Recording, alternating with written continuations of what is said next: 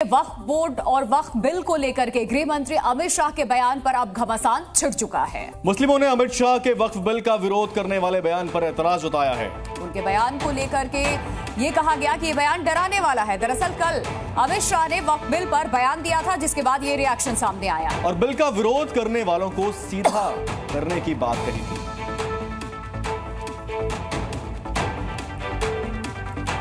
कल अमित शाह ने बयान दिया था वक्फ बिल पर। उन्होंने कहा था कि सबको ठीक कर दूंगा जिसका विरोध हो रहा है।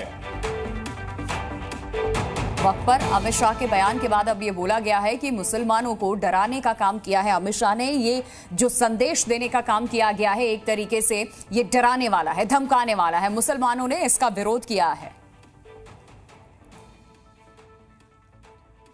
अमित शाह के बयान पर भाईजान क्या कह रहे हैं, आइए सुनते हैं। इस किस्म की गलत बयानबाजी है, इससे कुछ होना नहीं है, क्योंकि इसके बिल के विरोध के अंदर पूरा कांग्रेस पार्टी, अन्य विपक्षी दल और मुस्लिम समाज एकजुट है और ये कानून लाने की किसी आवश्यकता नहीं है। वैसे ही वक्फ बोर्ड का 1995 कानून के अंतर्गत सभी किस्म की उसको सुरक्षा प्रदान करने के कानून बने हुए हैं। वक्फ बोर्ड संशोधन बिल का एजेंडा यहाँ पर उठाया है और इसमें कोई हमें शक नहीं है कि वो शीतकालीन सत्र में ये बिल लेकर आएंगे, लेकिन कांग्रेस पार्टी और मुस्लिम समुदाय इस बिल का पुरजोर विरोध करता है, क्योंकि वक्फ प्रॉपर्टी सरकार की फ्री विज स्कीम का हिस्सा नहीं है। इसे मुसलमानों के पुरखों ने उनके धार्मिक प्रयोजन के लिए इसे दिया है और ये हमारी रिलीजियस प्रैक्टिस का हिस्सा है, ठीक वैसे ही। और हाँ, इसका स्वामित्व अल्लाह के नाम पर है। जिस तरह आम के सीजन में ही सिर्फ कोयल की आवाज सुनने को मिलती है, उसके बाद वो नदारद हो जाती है, इसी तरह भारतीय जनता पार्टी के लीडर जब देश में कई चुनाव होता है और चुनाव में अपना बाहुबल बताने के लिए, अपनी शक्ति सिद्ध करने के लिए इस तरह के बयानबाजी करते रहते हैं। मान लीजिए कि इसमें जो विरोध कर रहे हैं, इसमें उनकी मंशा के हिसाब से अगर अमेंडमेंट नहीं होता है और मुस्लिम समाज को कोई हानि होती है, तो स्वाभाविक है कि सुप्रीम कोर्ट के दरवाजे खुले हैं, वहां पर जाके अपनी बात करेंगे और कहेंगे कि इससे हमें लाभ हो रहा है या हानि हो रहा है। लेकिन इसको लेकर संकीर्णता, सांप्रदायिक सौहार्द, संकीर्णता को लेकर सांप्रदायिक सौहार्द को खत्म करना, ये देश के और समाज के हित में नहीं है। ऐसी बात नहीं होना चाहिए।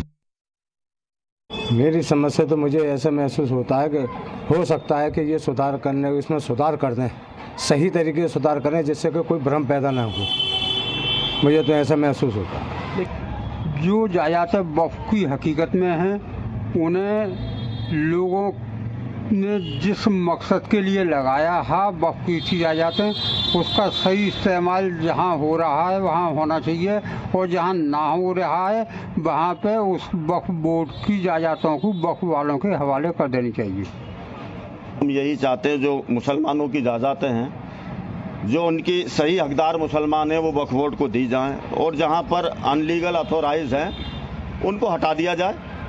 इससे कोई वो नहीं पड़ती। देश में कानून का राज होना चाहिए, लोकतांत्रिक व्यवस्था होना चाहिए, हिंदू मुस्लिमों को साथ रहना चाहिए। अपनी पर्सनल राय जो है वो यही है कि सारी पार्टियों को लेकर, और वक्फ बोर्ड का मामला अगर मुस्लिमों से जुड़ा हुआ है तो मुस्लिम जो उलमाए किराम है, आइम्माए किराम है, जो बड़ी बड़ी संस्थाएं चला रहे हैं, उन सबको लेकर मशवरा किया जाए।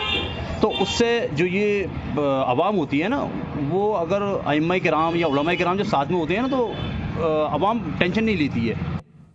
और देखिए, कल हरियाणा में चुनावी रैली में गृह मंत्री अमित शाह ने वक्फ बिल पर बहुत बड़ा बयान दिया है। अमित शाह ने कहा कि शीत सत्र में वक्फ कानून में सुधार कर सीधा कर देंगे।